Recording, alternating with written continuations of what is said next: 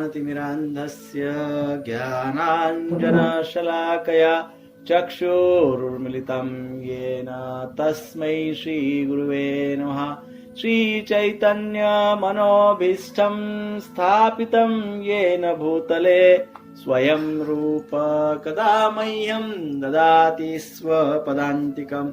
वन्देऽहं श्रीगुरो श्रीयुतपदकमलं श्रीगुरोन् वैष्णवांश्च श्रीरूपं साग्रजातं सहगण रघुनाथान्वितं तं सजीवं साद्वैतं सावधूतं परिजनसहितं कृष्णचैतन्यदेवं श्रीराधा कृष्णपादान् सहगण ललिता श्रीविशाखान्वितंश्च। हे कृष्ण करुणा सिंधु दीनबंधु जगत्पते गोपेश गोपिका कांत राधा कांत नमोस्तुते। तप्त कांचन गौरांगी श्री राधे वृंदावनेश्वरी वृषभानुसुते देवी प्रणमामि हरिप्रिये। वाञ्छाकल्पतरुभ्यश्च कृपा सिन्धुभ्य एव च पतितानां पावनेभ्यो वैष्णवेभ्यो नमो नमः। जय श्री कृष्ण चैतन्य प्रभु नित्यानंद श्री अद्वैत गदाधर श्रीवासादि गौर भक्त वृंद। हरे कृष्ण कृष्ण कृष्ण हरे हरे हरे राम राम राम हरे हरे। श्रील प्रभुपाद की जय। आज हमने सोचा कुछ ऐसी जनरल साधारण हमारे रोज के जीवन के लिए आवश्यक जो बातें हैं उनकी चर्चा करें। वर्तमान जो परिस्थिति है उसके परिप्रेक्ष्य में हम कुछ चर्चा करें। इस प्रकार से आज थोड़ी चर्चा करने का हम प्रयास करते हैं। हम देखते हैं इस्कॉन के जो 7 प्रमुख उद्देश्य, the purposes of ISKCON, 7 purpose of ISKCON है ना। इस्कॉन के 7 पर्पसेस, 7 उद्देश्य। इस्कॉन के जो है ना 7 उद्देश्य है, उसमें जो 7वां उद्देश्य है 7th, वो क्या है? यदि आप कभी पढ़े हो तो 7वां उद्देश्य क्या है इस्कॉन संस्था का? 7वां उद्देश्य है to bring the members closer together for the purpose of teaching a simpler more natural way of life. ISKCON का 7वां उद्देश्य है कि सभी इस्कॉन के जितने भी फॉलोअर समर्थक है या इस्कॉन के जितने भी भक्त है या समर्थक है, उन सबको एकत्रित लाना, एक जगह पे एकत्रित लाना। और किस लिए एकत्रित लाना? तो टीचिंग अ सिंपलर, एक साधारण और सर्वसामान्य और नैसर्गिक लाइफस्टाइल, वे ऑफ लाइफ, जीवन पद्धति, नैसर्गिक जीवन पद्धति को अपनाने के लिए सभी को एकत्रित लाना, उनको सिखाना कि किस प्रकार से नेचुरली, नेचर के साथ, निसर्ग के साथ हम किस प्रकार से जीवन यापन कर सकते। तो ये हमारा उद्देश्य, 7वां उद्देश्य है इस्कॉन का। हमने इसका पूरी तरह से पालन करना चाहिए। हमने अपने जीवन को सिंपल रखते हुए, है ना, ये देखना चाहिए कि जो हमको सनातन या निसर्गतः नेचुरल वे ऑफ लाइफ जो है, जो हमारे जीवन के नैसर्गिक नियम है, उसी के अनुसार जीवन यापन करना चाहिए। तो हम ये देखते हैं, तो आज हम जो देखते हैं, जो आज की हमारी वर्तमान परिस्थिति में जो हम सभी फेस कर रहे हैं, आज संपूर्ण संसार में बड़ा दुख का वातावरण है, भयंकर दुख का वातावरण है, बड़ा चिंता का वातावरण है, बड़े फ्रस्ट्रेटेड है। साधारण व्यक्ति से लेके तो जो विशेष लोग हैं, उन सभी के सामने बहुत बड़ी समस्या है, बड़ी परेशान है। तो ये जो सारा संसार आज इस समस्याओं से जूझ रहा है, इस समस्या का मूल क्या है? What is the root cause? मूल कारण क्या है इस समस्या का? हमारे एक मित्र है, वो आयुर्वेदिक वैद्य है, बड़े निष्णात है, बहुत अच्छे से उन्होंने एक प्रेजेंटेशन आज दिया है। उसमें से उन्होंने एक बात, बहुत विशेष बात कही है, शास्त्रोक्त बात उन्होंने कही कि इसका जो मूल कारण है वो है प्रज्ञा दोष, प्रज्ञा दोष या प्रज्ञा अपराध। दोष कहिए या अपराध, प्रज्ञा अपराध। प्रज्ञा अर्थात क्या? प्रज्ञा अर्थात करणीय और अकरणीय का भेद करके जो करणीय है वो करे और जो अकरणीय है उसको त्याग दे।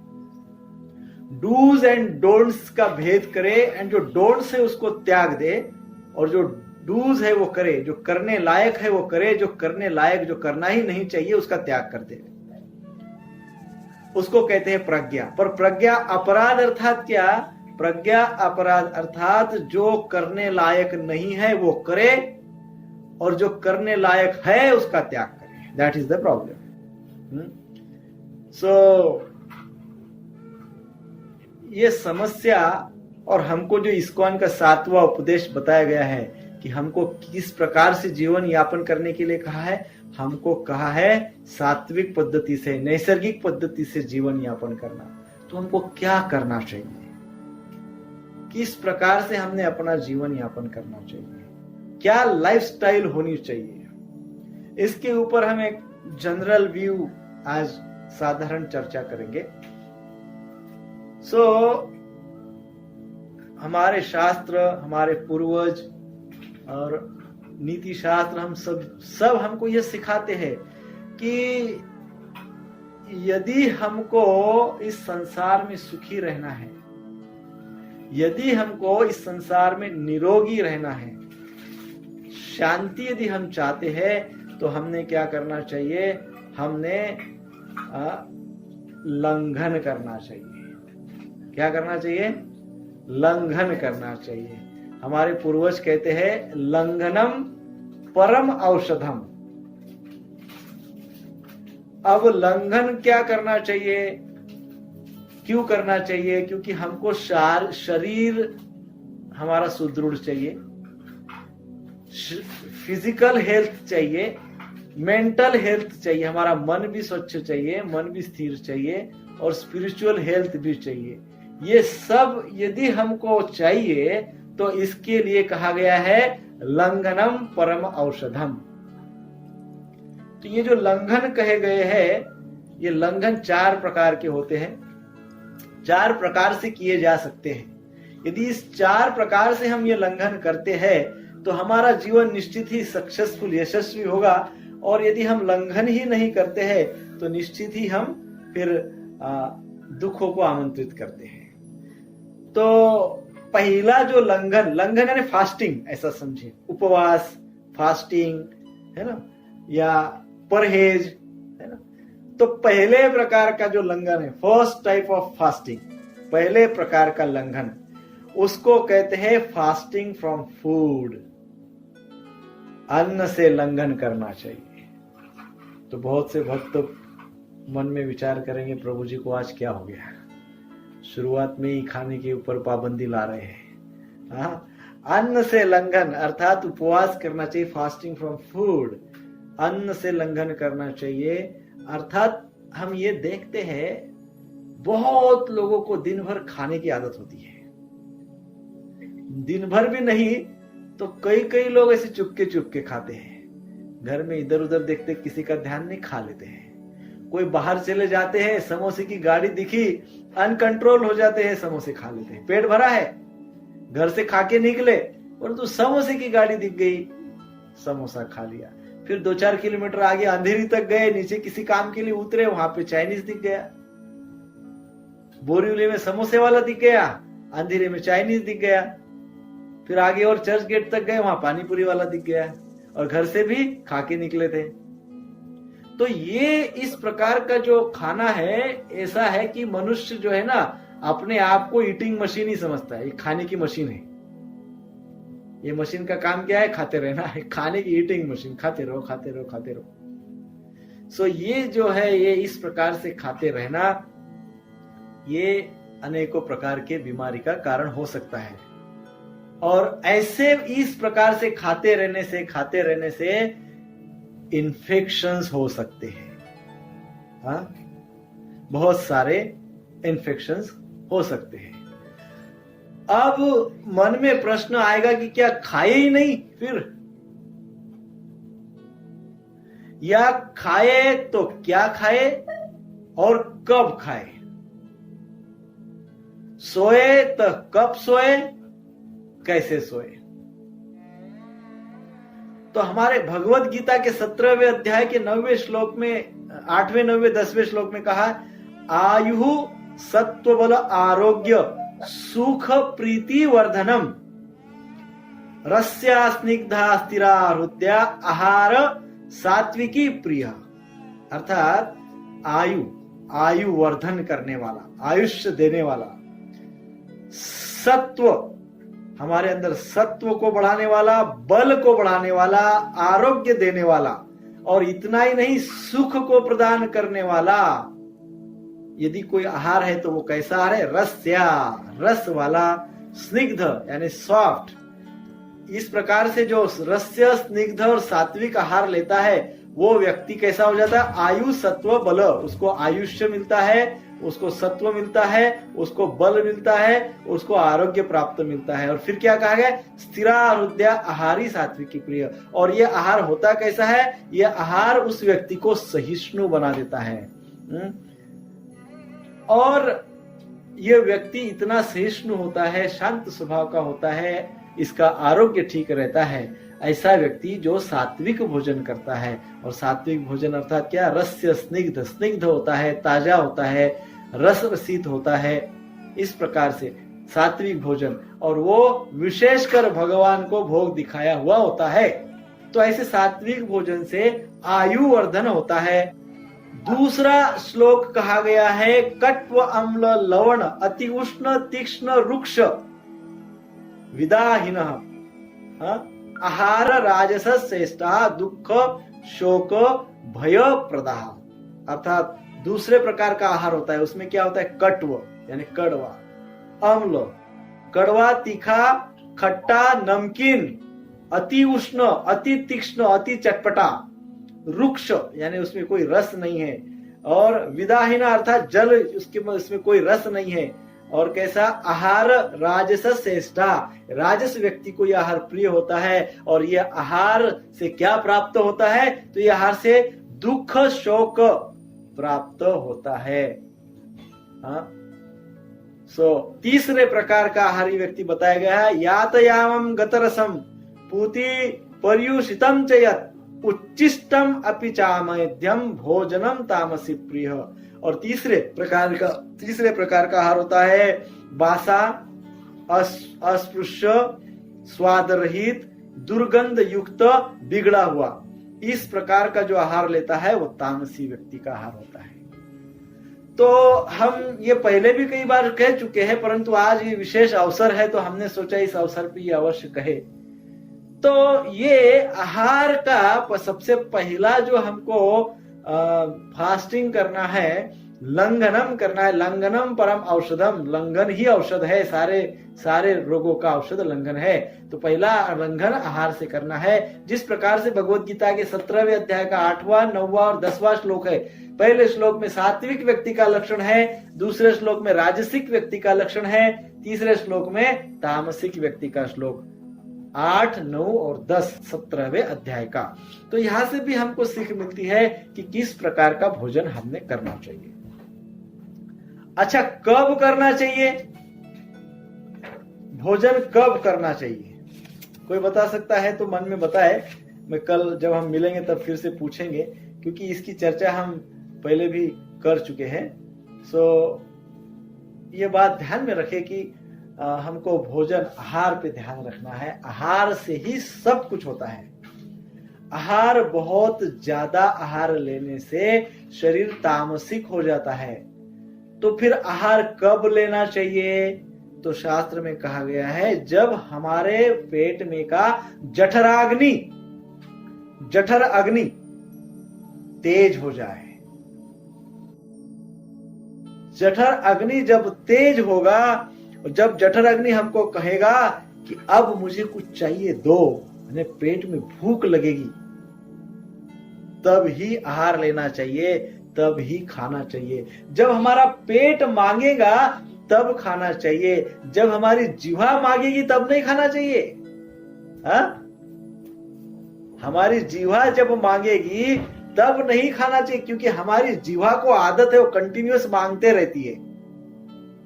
हाँ, क्योंकि जिह्वा के जो टिप है, हमारे जीभ का जो सबसे अग्रभाग है टिप, केवल उसी पे टेस्ट अनुभव की जा सकती है। थोड़ा बीच में, जिह्वा के बीच में यदि आप कुछ डालो तो कोई टेस्ट नहीं आएगी। तो अग्रभाग जो है सीधा मन से जुड़ा हुआ है, और मन कभी संतुष्ट नहीं होता है। मन तो डिमांड करते रहता है, मन मांगते रहता है, मांगते रहता है, मन डिमांड करते रहता है, परंतु पेट नहीं डिमांड करता है। पेट को जितनी भूख लगी है उसको खाना दिया, वो संतुष्ट हो जाता है। तो शास्त्र हमारे कहते हैं जब जब भी पेट डिमांड करे, अर्थात हमारा जठराग्नि डिमांड करे, पूछे, मांगे, तब खाना देना चाहिए। और कैसा देना चाहिए? स्निग्ध, सौम्य, रस रसित, ज्यादा गर्म नहीं, ज्यादा ठंडा नहीं, ताजा, भगवान को भोग दिखाकर प्रसाद के रूप में भोजन लेना चाहिए। वो भोजन बलवर्धक होता है, न कि जब जीभ मांगे या मन मांगे तब। मन कभी संतुष्ट नहीं होता है, पेट संतुष्ट हो सकता है। तो इसलिए ये महत्वपूर्ण बात यहाँ पे कही गई है कि ध्यान रखें कि हम कब खाएं और कैसे खाएं। तो शास्त्र कहते हैं कब खाएं? जब हमारा जठराग्नि पूछे तब खाएं। और फिर शास्त्र कहते हैं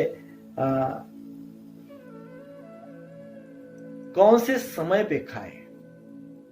जठराग्नि तो तेज हो रहा है मान लो, तो जठराग्नि कुछ सहन भी कर सकता है, कुछ समय के लिए सहन भी कर सकता है। और जठराग्नि की पेट की विशेषता यह है कि उसको आप एक टाइम टेबल में फिक्स करो तो वो टाइम टेबल में फिक्स हो जाता है। ये और कुछ योग शास्त्र में भी कुछ टिप्स दी है कि कब खाना चाहिए।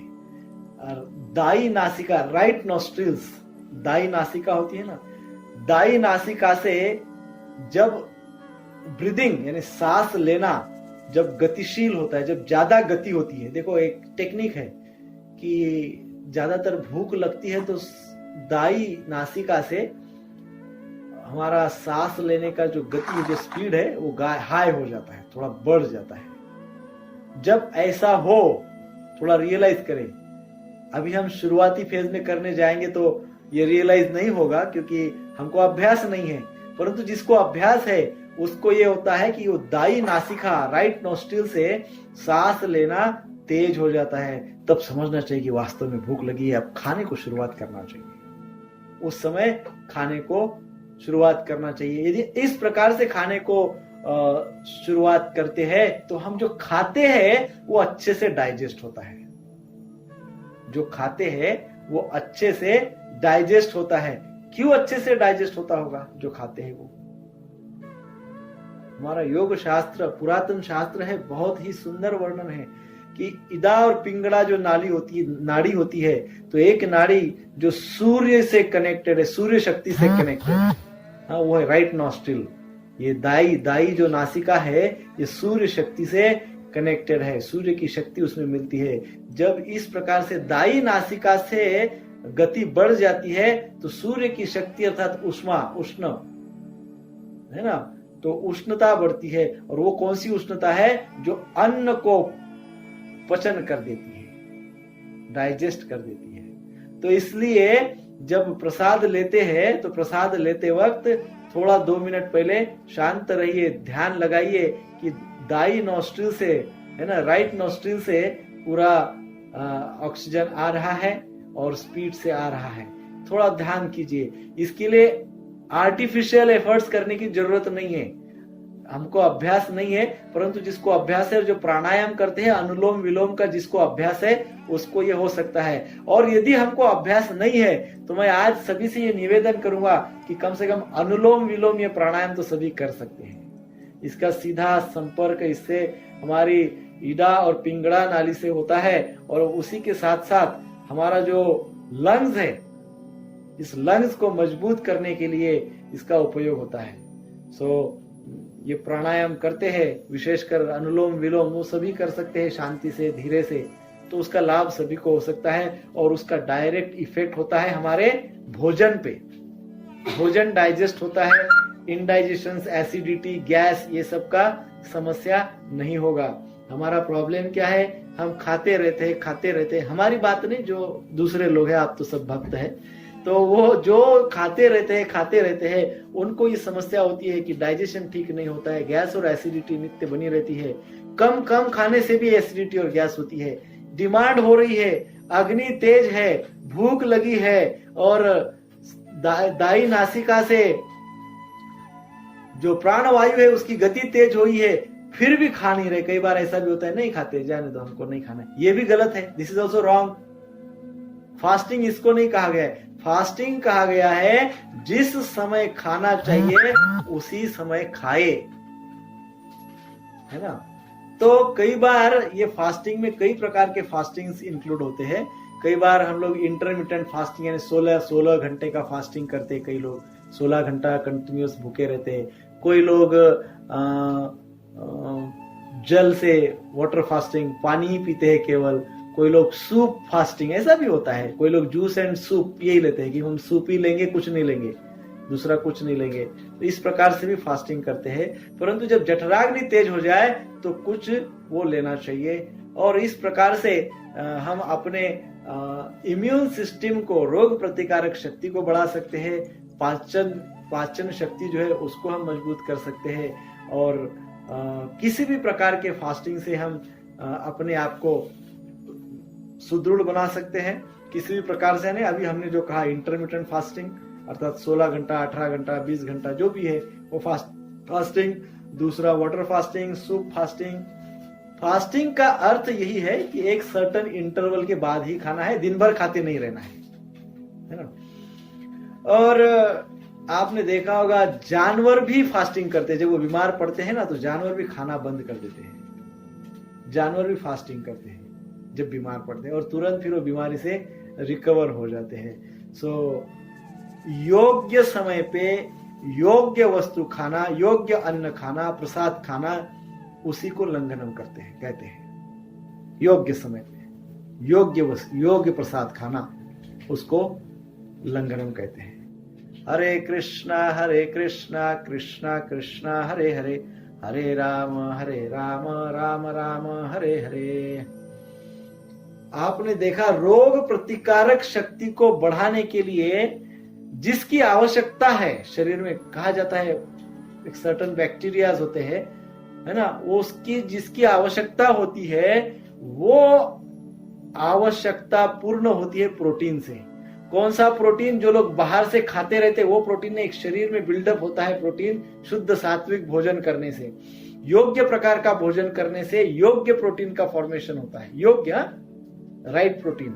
एक्सेसिव प्रोटीन या इनएप्रोप्रिएट प्रोटीन, अयोग्य प्रोटीन, वो शरीर में नहीं चाहिए, वो जहर है शरीर के लिए। परंतु जब व्यक्ति रोग प्रतिकारक शक्ति यदि हमको बढ़ाना चाहता है व्यक्ति, तो उसके लिए जो आवश्यक प्रोटीन है वो प्रोटीन भी योग्य प्रकार का भोजन करने से ही मिलता है। अधिक मात्रा में प्रोटीन भी घातक है, कैंसरस है। कम मात्रा में प्रोटीन भी वीकनेस देता है। योग्य मात्रा में जो प्रोटीन हमको चाहिए, जो रोग प्रतिकारक शक्ति बढ़ाता है, वो हमको योग्य आहार से ही मिलता है। योग्य आहार अर्थात योग्य समय पे योग्य प्रकार का आहार लेना, उससे ही वो प्रोटीन मिलता है ना। तो इस प्रकार से जो पहला लंघनम है आहार, सो आहार पे कृपया करके कंट्रोल कीजिए। जो हम न्यूज देखते रहते हैं, सब सुनते रहते, करते रहते, ये सब करने से तो बेटर ये है कि संभल जाए और अपने शरीर को सुदृढ़ बनाए, अपने शरीर को इतना स्ट्रांग बनाए कि रोग प्रतिकार करने की शक्ति हमारे अंदर आ जाए। दूसरे प्रकार का जो लंघनम है उसको कहते हैं फास्टिंग ब्रेथ, यानी सांस जो हम लेते हैं वो सांस का फास्टिंग, ब्रीदिंग का फास्टिंग। ब्रीदिंग का लंघन, ब्रीदिंग का उपवास, है ना, परहेज, ब्रीदिंग से परहेज। आप कहेंगे क्या कर रहे हैं प्रभु जी, लोग अभी इसी सिचुएशन आ रही है कि सिलेंडर, क्या ऑक्सीजन के सिलेंडर कम पड़ रहे हैं और आप बोल रहे ब्रीदिंग का फास्टिंग करो। तो हमारे पूर्वजों में देखा होगा आपने, ऋषि मुनि हमारे जो पूर्व काल में होके गए हैं, वो इतने वर्षों तक जीते थे, कभी वो क्रोसिन वगैरह ऐसा किसी शास्त्र में लिखा नहीं कि एक बार अपने जो कश्यप मुनि थे, बड़ी तपस्या कर रहे थे, अचानक सर दर्द होने लगा उनका और उन्होंने क्रोसिन लिया। आपने कभी सुना ऐसा? या वो अचानक चक्कर आके गिर गए और फिर उन्होंने मल्टीविटामिन लिया? ऐसा कभी देखा, कभी सुना? कहीं पे भी नहीं है। क्योंकि वे, उनका सेहत, उनका शरीर यष्टि एकदम सुदृढ़ रहता था। इसका कारण क्या? एक तो पहला लंघनम, आहार का उनका योग्य आहार होता था। दूसरा उनका होता था योग्य सांस लेना, ब्रीदिंग, राइट ब्रीदिंग। वो फास्टिंग करते थे, फास्टिंग करते थे अर्थात क्या करते थे, वो एक प्रकार का अनुलोम विलोम जिस प्रकार से कहते हैं, वैसे ही वो प्राणायाम करते थे। वो सांस अंदर लेना और सांस बाहर लेना, ये जो टेक्निक है, जब हम सांस अंदर लेते हैं तो एकदम स्लोली सांस अंदर लेना, और बाहर जब छोड़ते हैं तो छोड़ते वक्त वो सांस इतना लंबा छोड़ना चाहिए, इतना जितना मैक्सिमम हम छोड़ सकते हैं उतना छोड़ना चाहिए। लेते वक्त स्लोली लेवे और छोड़ते वक्त उसको एकदम लंबा करके छोड़े। सिंपल भाषा में बता रहा हूं, बहुत कठिन नहीं है। ये अभ्यास हमारे ऋषि मुनि पूर्व में करते थे। आप देखते उनके चेहरे का आभा, उनकी तेज, उनकी रोग प्रतिकारक शक्ति, उनकी सहन शक्ति, उनका शरीर यष्टि, कितने व्यवस्थित वे लोग थे। तो ये जो ब्रीदिंग एक्सरसाइज है, अर्थात हम क्या करते हैं, जरा सा कुछ आ गई न्यूज सुनने में कि सबसे पहले हमारे सांस का, हमारे ब्रीदिंग का स्पीड बढ़ता है, फुस फुस फुस फुस करने लगते हैं एकदम जोर जोर से। जरा सा किसी ने हमारे मन के विरुद्ध कुछ बोल दिया कि सबसे पहले किसकी गति बढ़ती है, हमारे ब्रीदिंग की गति बढ़ती है, और उसके कारण हमारा बीपी हाई हो जाता है। और BP high is very dangerous in such A situation. तो बीपी हाई नहीं होना चाहिए। तो क्या प्रैक्टिस करनी चाहिए? प्रैक्टिस करनी चाहिए स्लोली इनहेल, अर्थात सांस ले और लंबी सांस छोड़े। Simple practice. और इसको ऑब्जर्व करें, इसका निरीक्षण करें। यही हमारे ऋषि करते थे और इसी को कहते हैं क्या? फास्टिंग ब्रीथ, है ना, सांस से परहेज उपवास। सो ये करना चाहिए। आप ये जान सकते हैं कि हमारे ब्लड सेल्स, जितने भी सेल्स हमारे शरीर में है, ब्लड सेल्स, कणिकाएं, कोशिकाएं, ब्लड सेल्स, ये सारी की सारी blood cells are empowered by pranavayu. सारी की सारी ब्लड सेल्स को एनर्जी मिलती है, शक्ति मिलती है, पावर मिलती है। किससे? प्राणवायु से, ऑक्सीजन से मिलती है। हम देखते हैं आज के युग में प्रत्येक व्यक्ति के शरीर में यदि किसी चीज की कमी है तो है ऑक्सीजन की। और ये जितने भी रोग है वो ज्यादातर 90% रोग ये जो है ऑक्सीजन की कमी से होते हैं। कैंसर ऑक्सीजन की कमी से होता है, हार्ट अटैक ऑक्सीजन की कमी से होता है, जो भी है इन्फेक्शंस ऑक्सीजन की कमी से होते हैं। जो भी कुछ है वो ऑक्सीजन की कमी से होता है शरीर में। तो इस प्रकार से जब ऑक्सीजन कम होता है तो हमारे जो ब्लड सेल्स है वो एम्पावर्ड, उनके पास पावर नहीं होती है। तो अनेक प्रकार के सेल्स जन्म लेते हैं, डेड सेल्स आ जाती है, फ्री रेडिकल्स आ जाते हैं जो कैंसरस होते हैं। तो इसलिए हमको क्या ध्यान रखना चाहिए? दूसरा, सांस का लंघन करना है। अर्थात क्या करना है? हमको लंबी लंबी सांस लेनी है। ऐसा 24 आवर्स के लिए नहीं, रोज एक 10-15 मिनट आप डिफाइन कीजिए और 10-15 मिनट के लिए ये प्राणायाम कीजिए। ऐसा नहीं है कि आपको दिन भर ऐसा ही करना है, चलते फिरते काम करते, नहीं, एक फिक्स समय कीजिए, सुबह का कोई भी समय, और सुबह में प्राणायाम अवश्य कीजिए। इससे हमारे ब्लड सेल्स को पावर मिलती है, हमारे रक्त में ऑक्सीजन का प्रमाण बढ़ता है, हमारे हृदय में भी ऑक्सीजन का, अर्थात सब सारे जितने भी ऑर्गन्स है सबको प्रॉपर एनर्जी मिलती है, प्रॉपर शक्ति मिलती है। और वो संभव किससे होता है? वो होता है सांस के लंघन से होता है। दूसरा लाभ क्या होता है हमारा, जब हम इस प्रकार से सांस का अभ्यास करते हैं, इस प्रकार से प्राणायाम का अभ्यास करते हैं, तो नेचुरली हमारा खाना भी स्लो हो जाता है। अभी हम कैसा खाते हैं, मतलब हम हमारी बात नहीं कर रहा हूं मैं, जो भी उदाहरण दे रहा हूं, हम अपने किसी से भी नहीं उससे तुलना कर रहा हूं, परंतु ये मेरा एक निरीक्षण है, ये मेरा पर्सनल निरीक्षण है, और ये मैं अपने बारे में कह रहा हूं, आप किसी के विषय में नहीं कह रहा हूं। मैंने देखा कुत्ता कैसा खाता है। कुत्ता इतना स्पीड से खाता है, जब उसको मिलता है कुछ भी खाने को तो बहुत स्पीड से खाता है। मैंने एक दिन जब मेरा ऑब्जर्वेशन किया तो मुझे लगा मैं भी ऐसे ही खाता हूं। It is very bad. उनका लीवर, हमारा लीवर, उनका इंटेस्टाइन, हमारा इंटेस्टाइन, यानी कुत्ते का इंटेस्टाइन, मेरा इंटेस्टाइन, कुत्ते का लीवर, मेरा liver, this is big difference.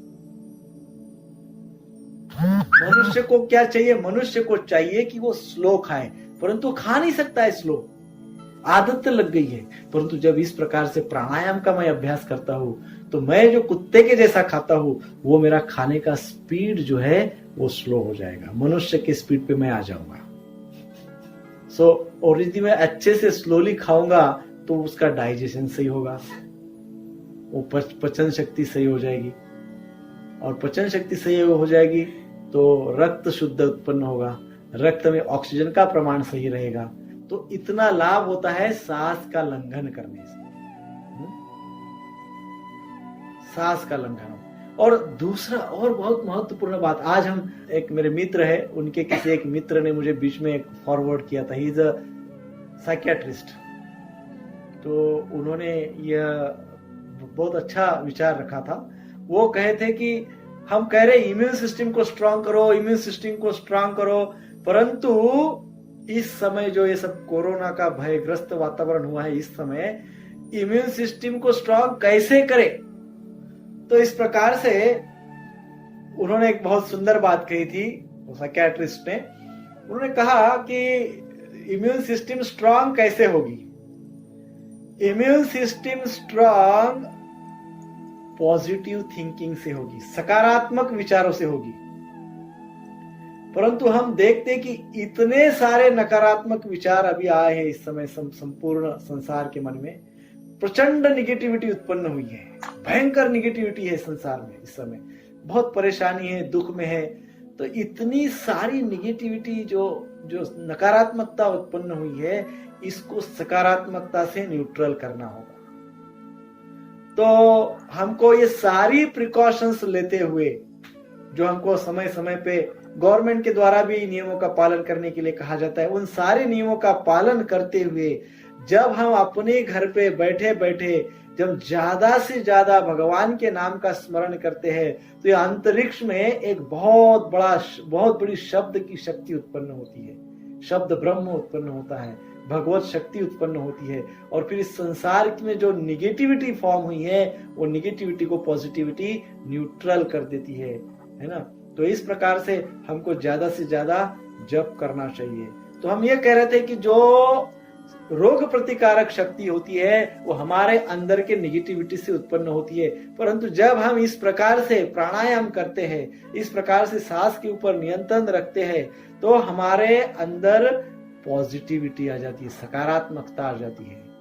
और साथ ही साथ जब हम भगवान का नाम लेते हैं तो बड़ा उत्साह भी आता है, सकारात्मकता भी आती है, और इस प्रकार से संपूर्ण संसार की जो निगेटिविटी है वो हम दूर कर सकते हैं। तो ये दूसरे प्रकार का लक्षण बहुत महत्वपूर्ण है ना। प्राणायाम, सुबह उठ के प्राणायाम करें, थोड़े आसन भी कर सकते हैं, थोड़ी शारीरिक श्रम भी आप ले सकते हैं, शरीर से पसीना भी निकाल सकते हैं, है ना। आसन करें और उसके पश्चात प्राणायाम करें। आसन में जो भी आप कर सकते, कुछ भी नहीं कर सकते तो उठक बैठक करिए, उठक बैठक भी नहीं कर सकते तो अपने घर के अंदर ही घूमिए। घूमने के लिए मॉर्निंग वॉक के लिए नीचे नहीं जाना है, अपने ही घर में 100 कदम चलिए, 100 कदम आगे 100 कदम पीछे, 100 कदम आगे 100 कदम पीछे, ऐसा ही चलिए, ये काफी है। जितना कर सकते हैं उतना करिए। उसके पश्चात प्राणायाम कीजिए, इससे पॉजिटिविटी बढ़ती है। पॉजिटिविटी बढ़ने से रोग प्रतिकारक शक्ति हमारी बढ़ जाती है और ये बहुत आवश्यक है। सो हमने 2 प्रकार का फास्टिंग देखा। कौन सा? एक फास्टिंग फ्रॉम फूड, अन्न से परहेज। और कैसी परहेज? अन्न से परहेज मुझे प्लीज ध्यान में रखिए कृपया, मैं ये नहीं कह रहा हूं कि अन्न खाना छोड़ दीजिए, नहीं, योग्य समय पे योग्य भोजन कीजिए। जब हमारे पेट में भूख होती है तब सात्विक भोजन, भगवान को भोग दिखाया हुआ प्रसाद ही ग्रहण कीजिए, है ना। थोड़ा सा नियम से कीजिए, शांति से आसन पे बैठ के कीजिए, है ना, और शांति से स्लोली खाइए। तो ये 2 प्रकार के फास्टिंग हुए। अभी तीसरे प्रकार का फास्टिंग है जिसको कहते हैं फास्टिंग फ्रॉम पेसिमिस्ट स्पीच, अर्थात जो नकारात्मक शब्द होते हैं, भाषा होती, वाणी होती है, पेसिमिस्टिक स्पीच, जो नकारात्मक शब्द होते हैं, नकारात्मक वाणी होती है, ये नकारात्मक वाणी से परहेज कीजिए। बहुत कम लोगों के पास वाक शक्ति होती है। वाक शक्ति का अर्थ क्या है? ऐसी शक्ति जो दूसरों पे प्रभाव डालती है, ऐसी शब्दों की शक्ति। शब्दों में ऐसी शक्ति होती है कि उससे वो दूसरों को प्रभाव तो होता ही है, ये जो निर्जीव है उनके ऊपर भी प्रभाव होता है, ये अंतरिक्ष है उसमें भी उसका प्रभाव होता है, ये अंतरिक्ष में भी उसका प्रभाव होता है। ऐसी शुद्ध वाणी होती है। परंतु जो व्यक्ति निगेटिव बोलता है, हर्टफुल, दूसरों को दुख देने वाले शब्दों का प्रयोग करता है, दूसरों को दुख देने वाले शब्दों का प्रयोग करता है, हर्ट करने वाले शब्दों का प्रयोग करता है, निगेटिविटी बहुत ही ज्यादा निगेटिव है। कुछ भी बात कहो, अरे प्रभु जी अभी तो हमने सुना कि अभी सब कुछ ठीक होने वाला है, ऐसा जैसे ही बोला तो अरे कहां से ठीक हो, रोते बैठते हैं, निगेटिव। पेसिमिस्ट, उनको कुछ आशावादी, जरा भी आशा नहीं, निराशावादी होते हैं, एकदम निराशावादी, नैराश्य में रहते हैं। तो ऐसे निराशाओं से और ऐसे पेसिमिस्टिक स्पीच, इस प्रकार के निगेटिव शब्दों से परहेज करें, ऐसे शब्दों से परहेज करें। दूसरों को दुख होगा ऐसे शब्दों से परहेज करें, क्योंकि ऐसे शब्द जो है अंतरिक्ष में जरे जाते हैं। आपके मुख से निकला हुआ शब्द अंतरिक्ष में जाता है, स्पेस में जाता है और वहां वो निगेटिविटी फॉर्म करता है, नकारात्मकता तैयार करता है। सो ऐसा नहीं करना चाहिए। So negativity, fasting from hurtful and pessimistic speech, दुख देने वाली और निराशावादी वाणी से परहेज करें, ऐसी भाषाओं का प्रयोग न करें।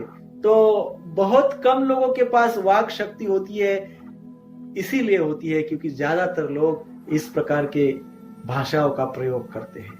तो अब हमको मन में प्रश्न ये आया है कि किस प्रकार से हमारे वाक शक्ति को बढ़ा सकते हैं, किस प्रकार हमारे शब्दों को और पावरफुल बना सकते हैं, किस प्रकार से हमारे वाणी को शुद्ध बनाकर इस अंतरिक्ष को पॉजिटिविटी से भर सकते हैं। तो उसके लिए क्या करना चाहिए? हम जो बोल रहे हैं वो कॉन्शियसली बोले। कॉन्शियसली अर्थात हम जाने कि हम कोई साधारण व्यक्ति नहीं है, हम एक जिम्मेदार व्यक्ति है, हम भगवान के अंश है। हम क्या बकवास कर रहे हैं, क्या बात कर रहे हैं, दूसरों को हर्ट हो रहा है, दूसरों के अंदर निराशा उत्पन्न हो रही है, ये सब नहीं करना चाहिए। सो कॉन्शियस हो जाए, बोलते वक्त कॉन्शियस हो जाए, हम भगवान के अंश है, हम समझदार है, हमने इतने साल तक बहुत सारा ज्ञान अर्जित किया है और हम क्या बात कर रहे हैं। हमको निगेटिव नहीं बोलना है, दूसरों को दुख होगा ऐसा नहीं बोलना है, संसार में निगेटिविटी तैयार हो ऐसा कुछ नहीं करना है। तो यदि हम कॉन्शियस स्पीकिंग करते हैं, कॉन्शियसली बात करते हैं, तो निश्चित ही हमारी वाक शक्ति बढ़ जाती है। दूसरा क्या है? दूसरा है हमारे शब्द कैसे होने चाहिए। हमारे शब्द दूसरों को सुख देने वाले होने चाहिए, दूसरों को कॉन्फिडेंस देने वाले होने चाहिए, दूसरों को आशावादी बनाने वाले, निराशा नहीं आशावादी होने चाहिए दूसरों के लिए। स्वीट होने चाहिए, प्लीजेंट होने चाहिए, मधुर होने चाहिए। जब व्यक्ति इस प्रकार के शब्दों का प्रैक्टिस करता है, सराव करता है, अभ्यास करता है, तो उसके वाणी में, उसके शब्दों में शक्ति आ जाती है, उसके शब्द शक्तिशाली हो जाते हैं। 10 लोग जब सुनते हैं तो उनके ऊपर भी प्रभाव पड़ता है, जब वो निर्जीव वस्तु सुनते हैं तो उनके ऊपर भी प्रभाव पड़ता है। इतना ही नहीं, यदि कोई क्रूर हिंसक प्राणी के कान में भी यदि उनके शब्द जाते हैं ना, तो हिंसक प्राणी भी शांत हो जाता है, वो अपनी हिंसा भूल जाता है, हिंसा करना वो भूल जाता है। ऐसे व्यक्ति के सानिध्य में भी यदि कोई हिंसक व्यक्ति या प्राणी चला जाता है तो हिंसा भूल जाता है, हिंसा करना भूल जाता है। इतनी उन शब्दों की शक्ति होती है। और इस प्रकार से कोई इसका उल्लंघन करता है तो यह शक्ति उसके अंदर भी आ जाती है और वो शक्ति का प्रसार प्रचार संसार में भी करता है। तो इसलिए संसार की निगेटिविटी कम हो जाती है, संसार की निराशावाद संसार का दूर हो जाता है, संसार के दुख दूर हो जाते हैं। तो इस प्रकार से हमने क्या करना चाहिए? तीसरा फास्टिंग क्या है? दुख और निराशावादी शब्दों से परहेज करें, दुख देने वाले और निराशावादी शब्दों से परहेज। तो ये तीसरे प्रकार की परहेज हो गई। अब चौथे प्रकार की परहेज क्या है? Fourth, this is very important, fasting from movement. डोलते रहने से, घूमते रहने से फास्टिंग करें, न घूमे, इधर उधर न घूमे, घूमना नहीं चाहिए, भागना दौड़ना, दौड़ धूप दिन भर 24 घंटे दौड़ धूप नहीं करनी चाहिए। Fasting from movement. कृपया इसका गलत अर्थ न निकाले। आप जो है 24 आवर्स गद्दे पे सोते रहेंगे, कहेंगे प्रभु जी ने बोला फास्टिंग फ्रॉम मूवमेंट, मैं कोई मूवमेंट नहीं करना चाहता हूं क्योंकि प्रभु जी ने बोला फास्टिंग फ्रॉम मूवमेंट। लेटे रहो बिस्तर पे 24/7। ऐसा इसका अर्थ नहीं। It is not about lying down on your cushion all the time. पूरे समय तक के लिए अपने कुशन पे सोते रहो, बेड पे सोते रहो, ये इसका अर्थ नहीं है। फास्टिंग फ्रॉम मूवमेंट का अर्थ है स्थिर बैठना।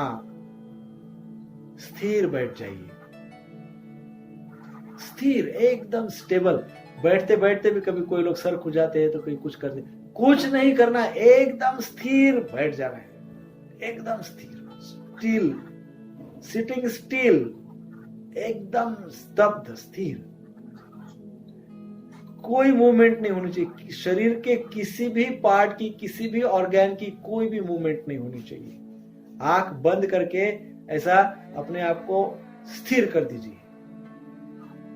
अब इतना जब स्थिर आप बैठेंगे तो केवल एक ही बात का मूवमेंट होगा आपके अंदर।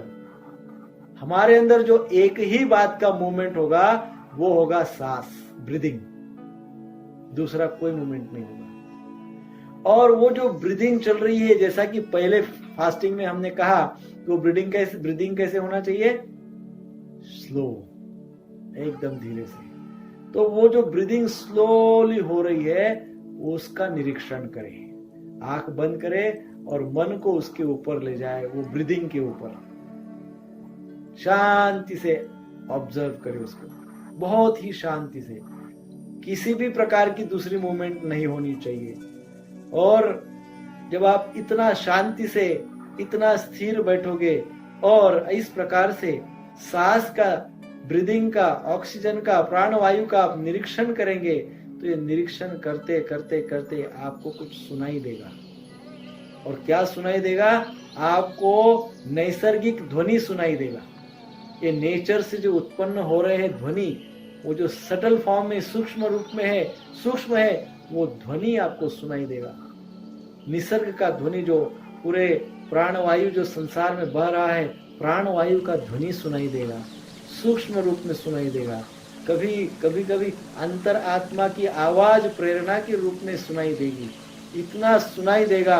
और इस समय यदि आपका मन इस प्राणवायु को ध्यान करते करते जब भगवान के नाम रूप गुण और लीला की ओर आकर्षित हो जाता है और भगवान के नाम रूप गुण लीलाओं को ध्यान करने लगता है, ऐसी अवस्था में तो क्या होता है?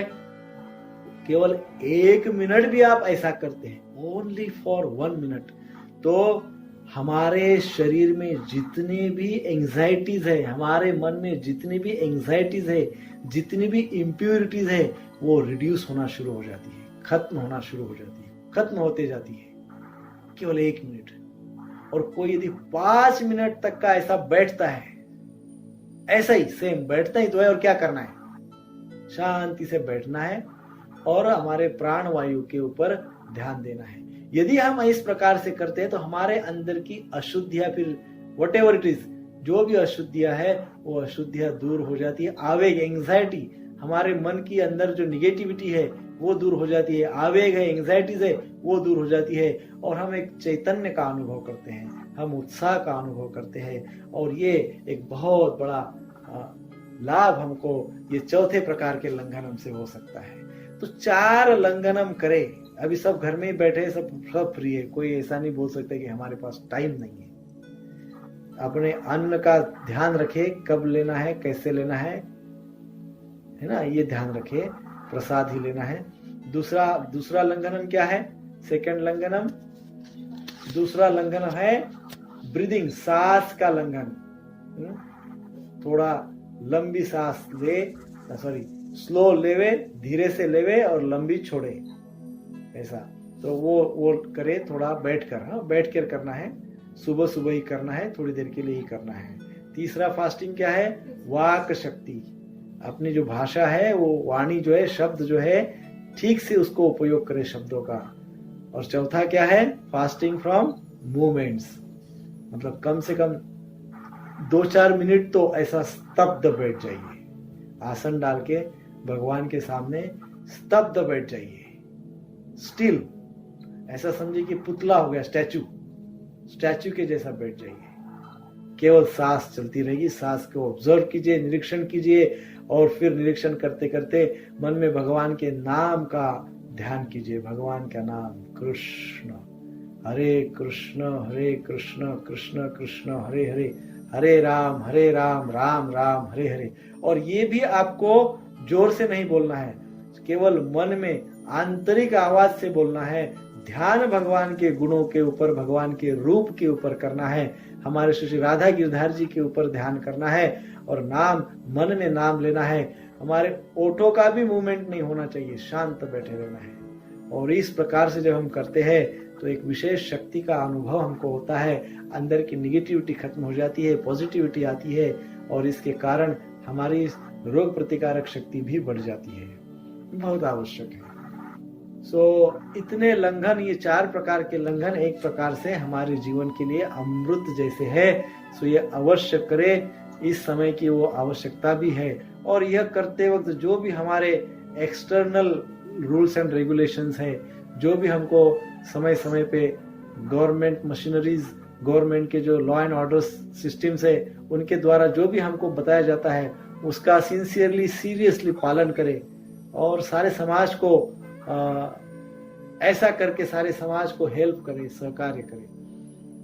हरे कृष्ण कृष्ण कृष्ण हरे हरे, हरे राम राम राम हरे हरे। श्रील प्रभुपाद की जय। हमने कुछ दिन पहले, कुछ वर्षों पहले कह सकते हैं, एक चार्ट दिया था जिसको कहते हैं कि यूनिवर्सल क्लॉक के साथ हमारे बायोलॉजिकल क्लॉक को मैच करना था हमको। तो एक, यदि किसी के पास, आपके पास वो हो, तो उसको घर में, बेडरूम में, हॉल में, किचन में, तीनों जगह एक पेज चिपका दीजिए। तो उससे भी एक लाभ हो सकता है। संक्षेप में हम आपको ये कहेंगे कि किस प्रकार से ये बायोलॉजिकल क्लॉक वर्क करता है। जो टाइम शेड्यूल हमको जो फॉलो करना है, जिस प्रकार से ये दिन और रात होती है, सूर्य की शक्ति, चंद्र की शक्ति, विशेषकर सूर्य शक्ति, इस समय सूर्य शक्ति बहुत महत्वपूर्ण है।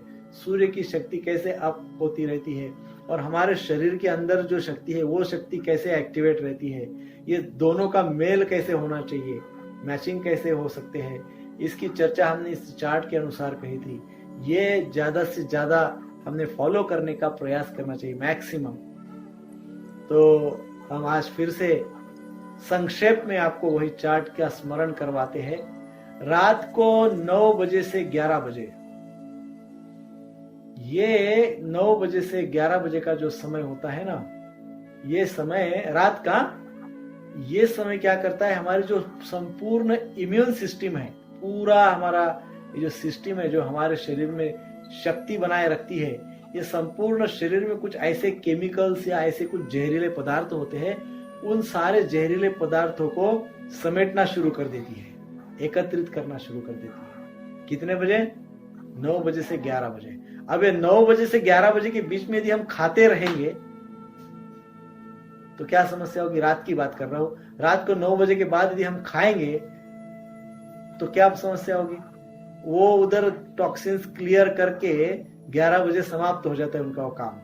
11 बजे अंदर का जो इंटरनल सिस्टम्स है, जैसे फॉर एग्जांपल लिम्फ नोड्स वगैरह जो होते हैं, ये कलरलेस लिक्विड्स अंदर जो होता है, लसिका जिसको बोलते हैं, ये एक्टिवेट रहता है। और इससे क्या होता है, हमारे शरीर में जितने भी भिन्न भिन्न केमिकल टॉक्सिन्स जमा हुए हैं उसको वो सीटी बजाना शुरू होता है, चलो निकलो चलो निकलो, और निकलने का काम शुरू होता है। 2 घंटे तक ये काम चलता है।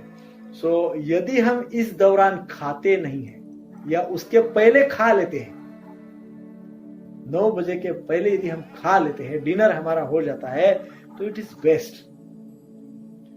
और उससे भी और ज्यादा इंपॉर्टेंट ये है कि मान लो हमने खा लिया और 9:30 10 बजे सो गए, तो ये एकदम अति उत्तम। इसमें क्या हो गया, जो टॉक्सिन्स है वो भी निकल जाएगा, और जब हम सो जाते हैं तो अंदर जितने भी हमारे इंद्रिया ऑर्गन्स है, इन सब को काम करने के लिए शक्ति 3 गुना मिलती है। फास्ट, एकदम सहज तरीके से वो कार्य वो करते हैं। जब हम सोते रहते हैं, हम जागते रहते हैं, तो इतना प्रभावशाली वो, इतना स्पीड से और इतना एनर्जी से वो कार्य नहीं कर सकते हैं। उनके कार्य में थोड़ा सा स्लगिश, थोड़े से स्लो हो जाते हैं। तो इसलिए 9 के पहले खाए, रात के 9 बजे के पहले डिनर ले ले, है ना। अब 9 बजे के पहले यानी ऐसा ना सोचे कि चलो 8:55 पे शुरू करते हैं, ऐसा नहीं सोचना चाहिए। 8 बजे तक आपका डिनर हो जाए अति उत्तम, नहीं होता है तो 8:15 तक कर लीजिए, बहुत उत्तम रहेगा। दूसरा जो हमने कहा था 11 बजे से 1 बजे तक, 11 बजे से 1 बजे तक क्या होता है, हमारे लिवर फंक्शन करते हैं। ये लिवर क्या करते हैं, जो फंक्शन इधर पहले जमा हो गया था लिम्फ नोड्स वगैरह के द्वारा, ये सारा का सारा जो टॉक्सिक्स है, ये जो जहर है, ये सारे जहर को ये लिवर क्या करता है, निकालना शुरू करता है, निकाल देता है अपने शरीर के अंदर से, है ना। निकालने के लिए प्रोसीडिंग शुरू कर देता है 11 से 1 बजे तक, रात की 11 से रात को 1 बजे तक। यदि कोई लोग मतलब रात को लेट नाइट तक जगते हैं तो उनके लिए बहुत भयंकर है। ऐसे समय लिवर पे बहुत प्रेशर आता है और लिवर के प्रॉब्लम्स शुरू हो जाते हैं। एकदम 1-1 बजे तक जागरण न करें, क्योंकि जो कुछ भी हमने खाया है उसका भी जहर हो जाएगा, और जो ऑलरेडी जहर है वो तो बना ही रहेगा, तो कंप्लीटली पॉइजनस बॉडी हो जाएगी। ये ठीक नहीं, शरीर में एसिड का प्रमाण बहुत ज्यादा बढ़ जाएगा, और उसके कारण हमारे अंदर फ्री रेडिकल्स भी over the period of time बढ़ सकते हैं। तो उस समय क्या है वो, इसीलिए तो भगवान ने रात और दिन बनाया है ना। रात में सो जाओ, सारे सिस्टम को रेस्ट, अंदर के जो लोग काम कर रहे हैं, हमारे शरीर के अंदर जो ऑर्गन्स काम कर रहे हैं, उनको भी तो रेस्ट चाहिए ना। तो यदि तो 11 से 1 के बीच में क्या होता है, हमारे लीवर फंक्शंस करते रहते हैं। फिर रात को फिर उसी समय 1 बजे से 4 बजे तक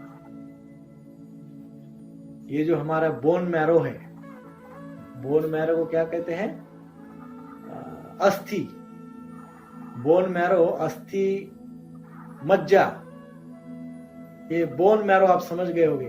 तो ये अस्थि में की जो लिक्विड होता है एक प्रकार का, वो बोन मैरो बहुत ही आवश्यक होता है। वो हमारे शरीर के रोग प्रतिकारक शक्ति के लिए आवश्यक होता है, हमारे शरीर के बिल्डअप के लिए आवश्यक होता है, हमारे बोन्स के लिए आवश्यक होता है। तो इट इज वेरी इंपॉर्टेंट। वो प्रोड्यूस कब होता है, उत्पन्न कब होता है, वो 1 बजे से 4 बजे तक सुबह, 1 बजे से 4 बजे तक। और उसी समय वही टाइम पे 1 बजे से 3 बजे तक ये जो गॉल ब्लैडर है हमारा, ये गॉल ब्लैडर क्या करता है, ये गॉल ब्लैडर हमारे अपने अंदर के सारे एसिड्स वगैरह को निकाल देता है। तो 2 लोग काम करते उस समय 12 से 4 के बीच में, बोन मैरो और गॉल ब्लैडर।